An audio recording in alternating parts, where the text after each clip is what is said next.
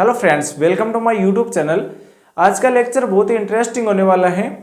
आज हम इस वीडियो में देखने वाले हैं इक्वेशन यानी समीकरण क्या होता है। इससे पहले हमने सबसे पहले जो अलजेब्रा के अंदर हमने पढ़ा था पॉलिनोमियल बहुपद देखा था। उसके बाद में हमने देखा कि शेषफल प्रमेय है वो क्या होता है। उसके बाद में गुणनखंड प्रमेय देखा था और उसके बाद में जो लास्ट वीडियो था वो था फर्मेट थ्योरम का। फर्मेट प्रमेय है वो क्या होता है। आज हम देखेंगे इक्वेशन यानी समीकरण क्या होती है। समीकरण की बात करें तो ऐसा व्यंजक जिसके अंदर कुछ मान होता है जो उस समीकरण को क्या बना देता है, शून्य बना देता है, तो वह एक समीकरण कहलाती है। तो समीकरण के अंदर हम सबसे पहले हम देखेंगे, आज हमारा 4 नंबर लेक्चर है और अलजेब्रा हम पढ़ रहे हैं। अलजेब्रा में हमने इक्वेशन तक आप पहुंचे हैं। इससे पहले कई टॉपिक हमने पढ़ लिए हैं। आज हम देखेंगे इक्वेशन। इक्वेशन क्या होती है, समीकरण क्या होती है। समीकरण की बात करें तो ऐसा व्यंजक जो किसी चर मान के लिए संतुष्ट हो, ऐसा व्यंजक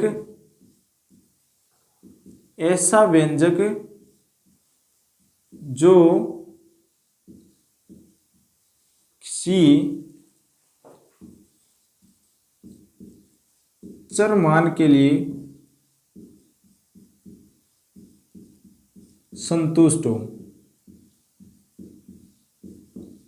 वो क्या होता है, समीकरण होता है।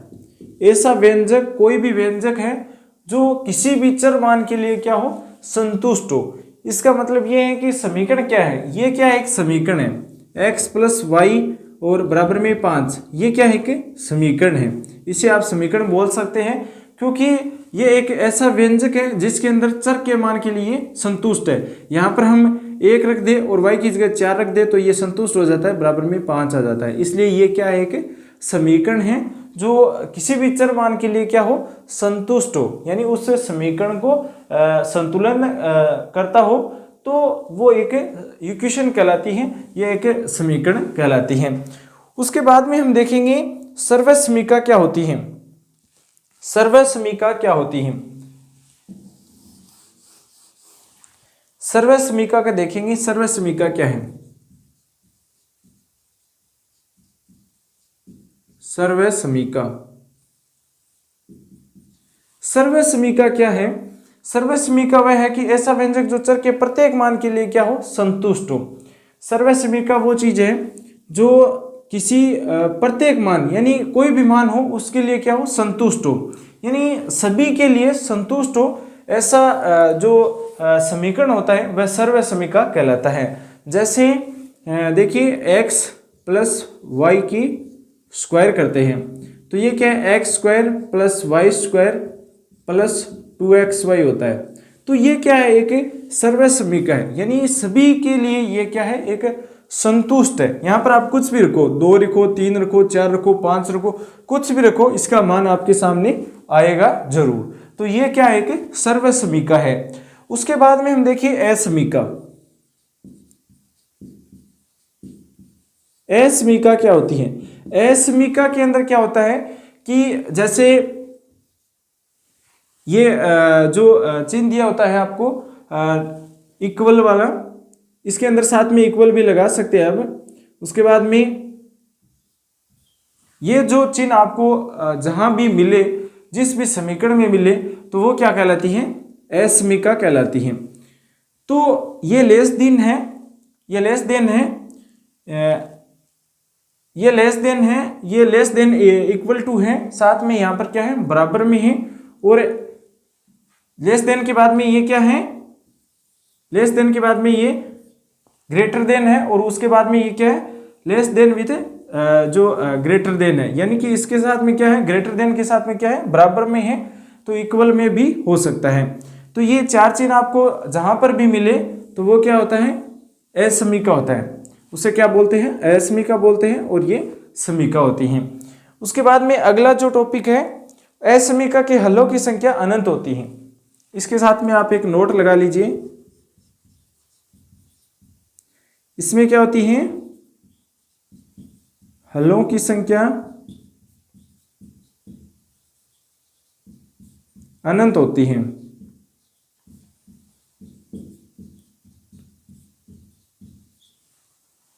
ठीक है, ये है इसके नोट के अंदर असमीका के अंदर हलों की संख्या इसकी अनंत होती है असमीका की। उसके बाद में हम देखेंगे असमीका के बाद में हम सबसे पहली जो समीकरण आती है रेखिक समीकरण। रेखिक समीकरण से कई बार एग्जाम में क्वेश्चन है वो पूछे गए हैं, तो आज हम देखेंगे लीनियर इक्वेशन।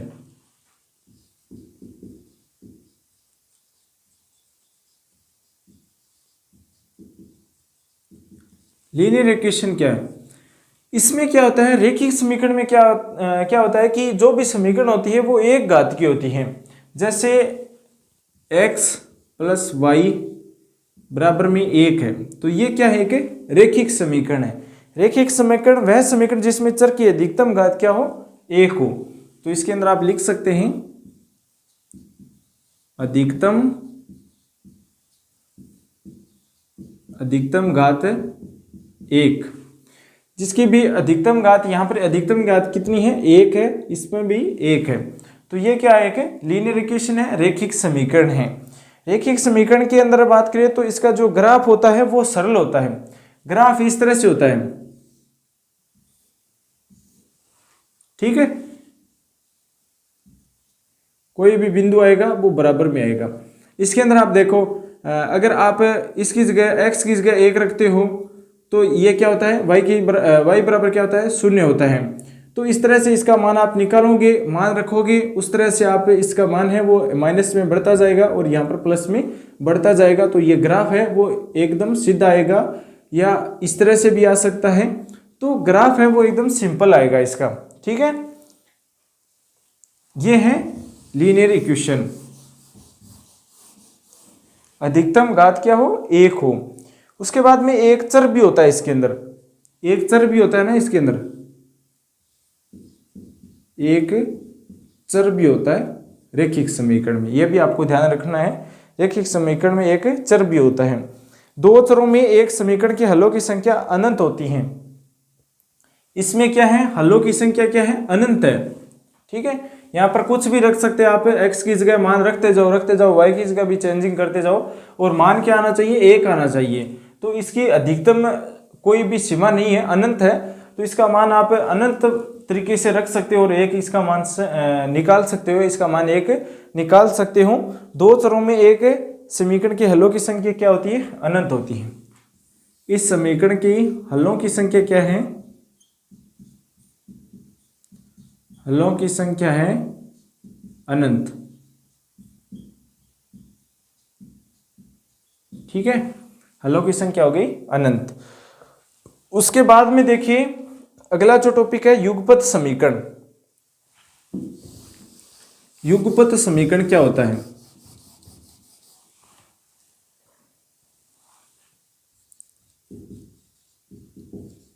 सिमिले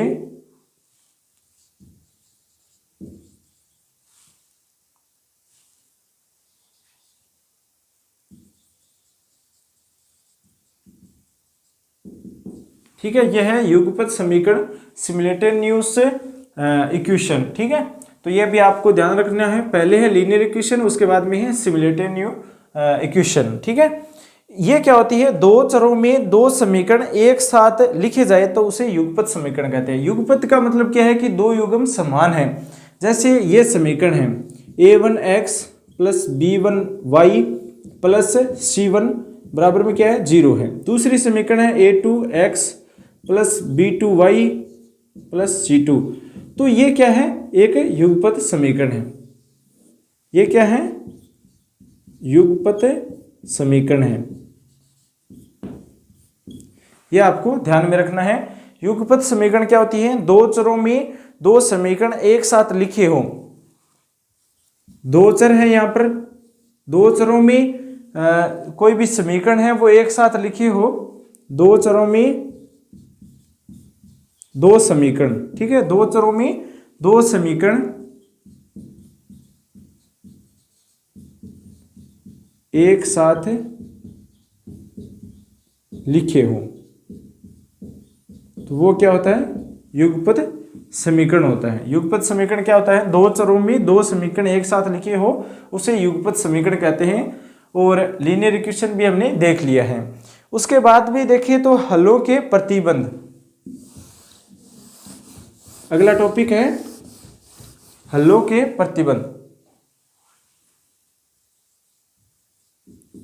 हलों के प्रतिबंध बहुत ही महत्वपूर्ण है। हलों के प्रतिबंध, इसमें से क्वेश्चन पूछा जा सकता है। सबसे पहला है अद्वितीय हल। अद्वितीय हल में क्या होता है कि a1 बटा b1, ठीक है, a1 बटा a2, ठीक है, सॉरी, a1 बटा a2, b1 बटा b2 होता है। ये दोनों क्या हो, बराबर में नहीं होना चाहिए। तो ये क्या होता है, अद्वितीय हल होता है।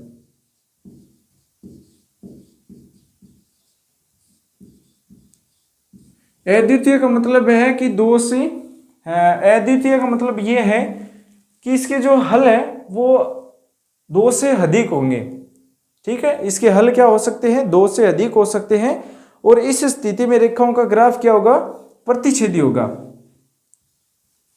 ग्राफ क्या होगा, प्रतिच्छेदी होगा।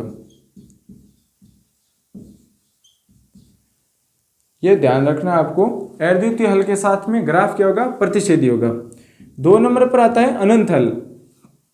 2 नंबर पर आएगा अनंत हल। अनंत हल की कंडीशन क्या होती है, a1 बट्टा a2, b1 बट्टा b2 बराबर में c1 बट्टा c2। ये जो कंडीशन होती है दोनों समीकरणों के बीच में, तो वहां पर क्या होगा, अनंत हल होगा। और जो ग्राफ बनेगा वो क्या होगा, संपाती होगा।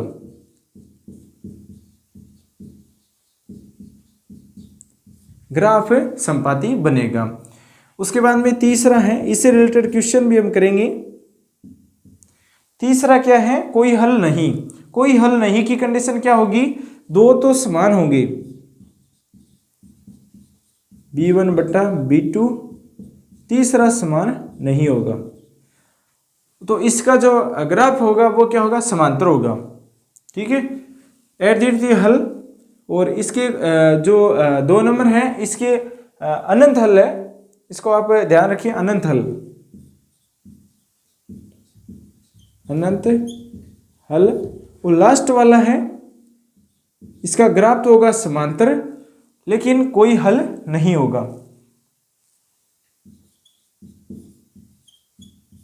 कोई हल नहीं होगा, ठीक है। और ग्राफ क्या होगा, ग्राफ होगा समांतर। समांतर का मतलब है कि इस तरह से होगा, दोनों रेखा क्या होगी, समांतर होगी। और इसमें क्या होगा, प्रतिच्छेदी होगा, इस तरह से प्रतिच्छेद करेगा। और इसमें संपाती का मतलब क्या होता है, दोनों ग्राफ क्या होगी, एक जगह से ही गुजरेगी दोनों रेखाएं, तो वो संपाती हो जाएगा। और प्रतिच्छेदी दोनों काटेगी, और समांतर है वो समांतर गुजरेगी, इस तरह से। उसके बाद में ये कंडीशन थी। इसके बाद में इस कंडीशन से संबंधित जो क्वेश्चन है वो 2018 में पूछा गया क्वेश्चन है संस्कृत डिपार्टमेंट के अंदर। संस्कृत डिपार्टमेंट के अंदर इस कंडीशन से संबंधित क्वेश्चन पूछा गया है एग्जाम में। 2018 में एक क्वेश्चन पूछा गया था कि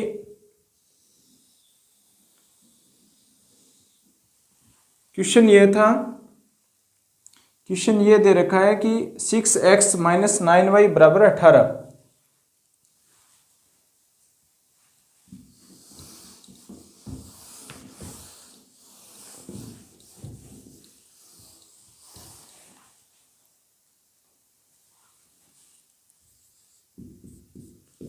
RPSC 2018 के अंदर क्वेश्चन ये पूछा गया है कि 6x माइनस 9y और बराबर में 18।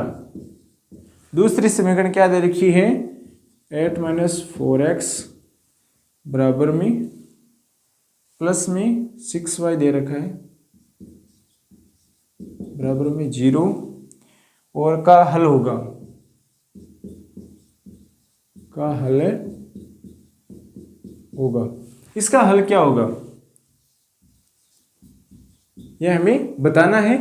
तो इसका हल आप किस तरह से निकाल सकते हैं, पहले तो इसको थोड़ा सा सरल कर लो। ये तो ठीक है, 6x माइनस 9y बराबर में 18 है, इसको बनाओ थोड़ा सा हल।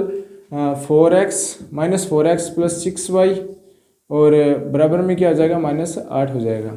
ये दो समीकरण हैं, इसका हमें हल देखना है कि कौन सा हल है। ठीक है, तो कौन सा हल होगा, x का पद x की तले रखना है हमें, यानी जो x का पद है उसका x में भाग देना है 6x। तो यहाँ पर 6x नहीं लिखना है, x क्या हो जाएगा, कट जाएगा, -4 लिखो। उसके बाद में यहाँ पर क्या दे रखा है, -9, यहाँ पर 6 दे रखा है, यहाँ पर 18 दे रखा है, -8 दे रखा है। अब देखो ये कटता है, ये 3 से कटता है, ये 2 से कटता है, ये 3 बार कटेगा, ये 2 बार कटेगा, और ये 9 बार कटेगा, और ये 4 बार कटेगा। तो क्या तीनों बराबर में आ रहे हैं, 3/2 माइनस का 3/2, ठीक है, बराबर में क्या है, 9/4 है, और वो भी माइनस का। तो ये तीसरा बराबर में नहीं है। तीसरा बराबर में नहीं होने के लिए हमने कंडीशन क्या देखी थी, समांतर। ये क्या है, ग्राफ क्या होगा, समांतर। और हल क्या होगी, कोई हल नहीं, कोई हल नहीं होगा, ये इसका आंसर होगा। ठीक है, कोई हल नहीं। उसके बाद में जो क्वेश्चन है,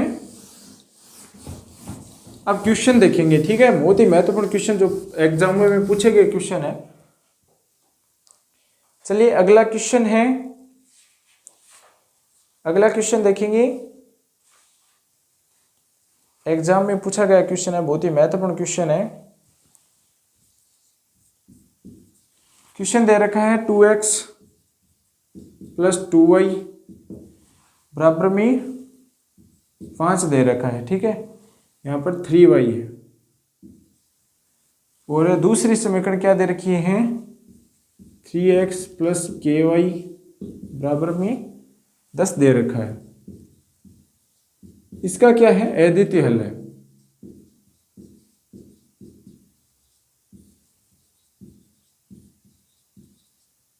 अद्वितीय हल है।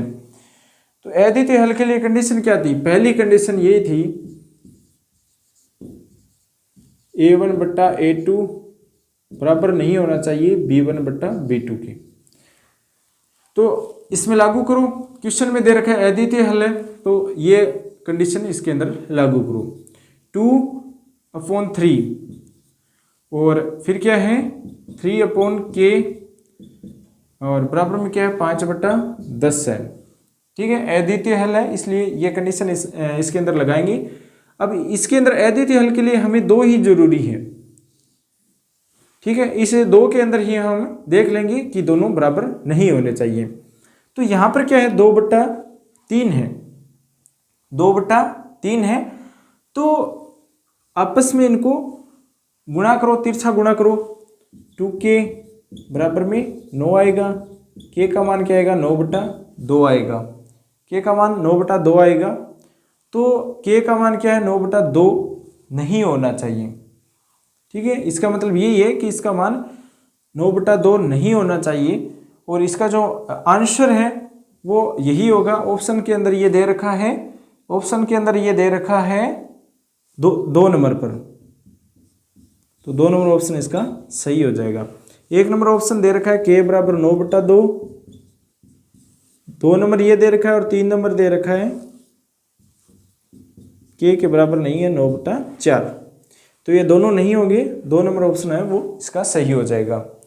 उसके बाद में अगला जो क्वेश्चन है बहुत ही महत्वपूर्ण क्वेश्चन है।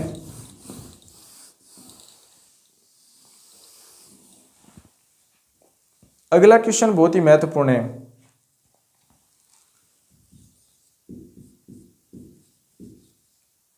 k का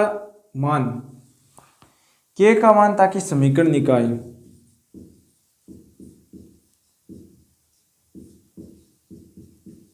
ताकि समीकरण निकाय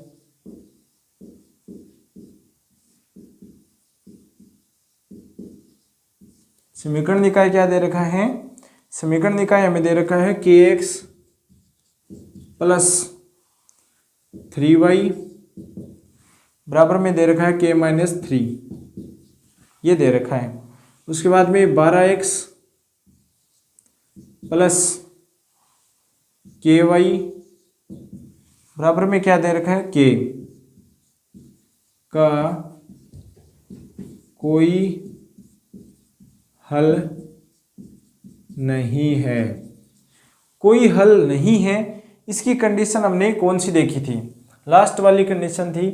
कोई हल नहीं होने की स्थिति में क्या होगा कि समांतर होगा और जो C1/C2 है वो बराबर में नहीं होगा। ये कंडीशन थी इसकी कोई हल नहीं की। तो इसका सॉल्यूशन देखिए, कौन सी कंडीशन इसके अंदर काम करेगी, 3 नंबर वाली, यानी A1/A2 B1/B2 और C1/C2 बराबर में नहीं होगा। ये कंडीशन थी, ये इसके अंदर लागू होनी जरूरी है। यहाँ पर मान रखो K/12 बराबर में 3/K और बराबर में K-3/K, ये है, ये बराबर में नहीं है। इन दोनों का मान निकाल लो, यहाँ से दोनों का मान निकालो, यहाँ से दोनों का मान क्या आएगा, इन दोनों का मान क्या आएगा, ये K स्क्वायर हो जाएगा, बराबर में क्या आ जाएगा, 12×36 हो जाएगा। K का मान आ गया ±6, ये K का मान आ गया। K का मान आने के बाद में हमें ये देखना है कि ये जो K के 2 मान आए हैं, एक तो +6 आया है और एक -6 आया है। हमें ये देखना है कि दोनों इसके अंदर संतुष्ट कर रहे हैं क्या समीकरण को। तो K का मान रखेंगे यहाँ पर, ठीक है, यहाँ पर रख लो, यहाँ पर रखो।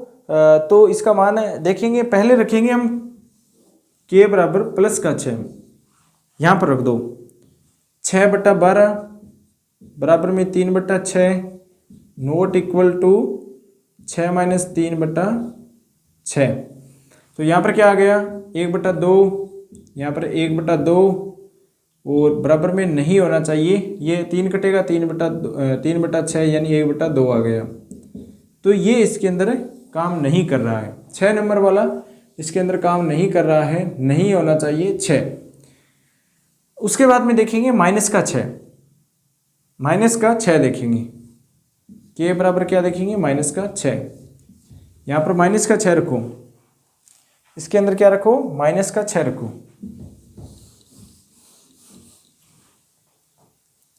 K बराबर -6, यहाँ पर रखो -6/12 बराबर में 3/-6 और बराबर में नहीं होना चाहिए -6 - 3/6 माइनस का। अब देखो इसके अंदर तो 1/2 आ गया माइनस का, यहाँ पर भी माइनस का 1/2 आ गया और बराबर में नहीं आना चाहिए, ये -9 और ये आ गया 3/2, तो ये बराबर में नहीं है तीसरा, इसलिए ये क्या है, इसका आंसर है। कोई हल नहीं होगा। K का मान क्या आएगा इसके अंदर, -6 आएगा, ये आपको ध्यान में रखना है। और -6 पर क्या है, कोई हल नहीं है, इसलिए इसका आंसर क्या होगा, -6 होगा। अब जो नेक्स्ट है वो है द्विघात समीकरण। द्विघात समीकरण है वो हम एक अगले वीडियो में देखेंगे। इसके अंदर सिर्फ हमने युगपत समीकरण और रेखिक समीकरण देखी हैं और समीकरण का एक पार्ट बचा हुआ है द्विघात समीकरण, उसके बाद में असमीका पढ़ेंगे। ठीक है, तो आज इस वीडियो में आपको इतना ही मिलेगा। रेखिक समीकरण, युगपत समीकरण, इससे रिलेटेड जो क्वेश्चन पूछे गए वो क्वेश्चन आपको करवाए गए हैं। तो ये वीडियो अपने दोस्तों के साथ शेयर जरूर करना। अगर आप सेकंड ग्रेड की तैयारी कर रहे हैं मैथ से, तो आप धीरे धीरे वीडियो है वो देखते जाइए, बहुत ही ईजी तरीके से आपको बताया जा रहा है। ठीक है।